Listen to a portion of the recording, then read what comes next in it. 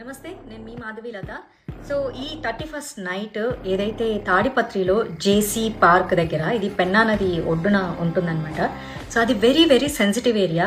అక్కడ ఏంటంటే కొంచెం పనికిమాలినటువంటి వ్యక్తులు ఏదైతే గాంజా చాలా ఎక్కువగా తీసుకునేటటువంటి ప్రదేశము.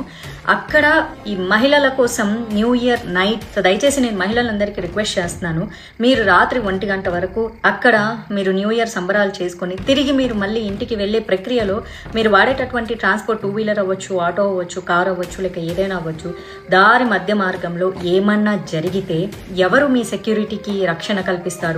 ఏం జరుగుతుంది అక్కడ? సో కాబట్టి ఈ మహిళల సేఫ్టీ అనేది చాలా చాలా ఇంపార్టెంట్.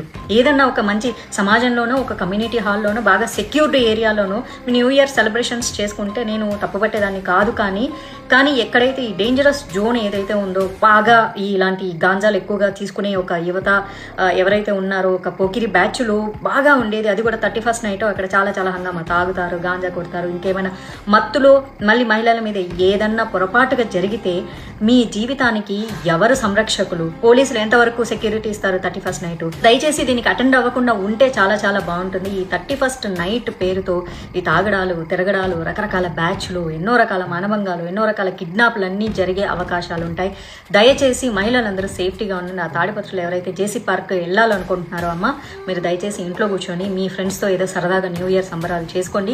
మీరు వెళ్ళొద్దు. నేనైతే దీన్ని ఖచ్చితంగా వ్యతిరేకిస్తున్నాను. ప్రత్యేకంగా లేడీస్కి మంచి ఫుడ్ ఉంది, ఫ్రీ ఫుడ్ ఉంది, ఎంజాయ్ చేద్దాము, మంచి మ్యూజిక్ ఉంది, డీజే ఉంది, పీకి పెట్టేది ఏం లేదు అక్కడ, ఓకేనా? ఆ మ్యూజిక్ నైట్ ఎంజాయ్ చేయకపోతే 31st నైట్ 2024 పోయి 2025లో మీకు కొత్తగా వచ్చేదేం లేదు. పాత సంవత్సరం వెళ్ళిపోవడం వల్ల మీ బాధలు, కష్టాలు ఏం పోయేది లేదు. మీరు ఏదైనా చేసుకోవాలంటే సరదాగా మీ ఫ్రెండ్స్ ఇళ్లలోనో, మీ ఇళ్లలోనో, మీ కమ్యూనిటీలోనో సేఫ్గా ఉండేటట్టు చేసుకోండి. దయచేసి ఆ పెన్నా నది ఒడ్డున మీ సంరక్షణకు ఎవరు బాధ్యులు కారు. సో నేను ఖచ్చితంగా దీన్ని ఖండం చేస్తున్నాను. Ladies, be safe. మంచి అమ్మాయినైనా పెట్టకూడదా? దానికే పేరు లేదు. అదే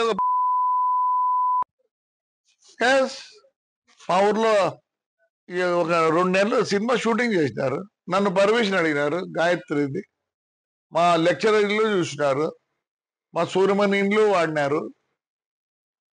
మంచిదాన్ని పెట్టండి. ఆడవాళ్ళకి ఎంత జిగుత్సాకరంగా ఉందంటే, మీరు పెట్టిన ఆ లేడీ చూసినారు కదా, ఉత్తబిత్తల రోజా పువ్వులు వేసుకుంది, ఫోటో పెట్టినారు కదా మా వాళ్ళు కూడా. అంటే మీరు ఎంత అవమానిస్తున్నారు ఒక లేడీని, ఎంత అవమానిస్తున్నారు? సిగ్గుందా మీకు? సిగ్గుందా? ఇంకొక ఆయన వచ్చిండు, తెలుగుదేశం ఉండే, మళ్ళీ ఇట్టపోయి ఆడో ఉంది. వీళ్ళు బతుకు తెరువు కోసం ఏదో పాటు పడతారు పాపం. అలాంటి దాంతో మా ఊరు మహిళలని మీరు చెప్పిస్తారా? మీకేం లేదా? నీతి నియమం లేదా?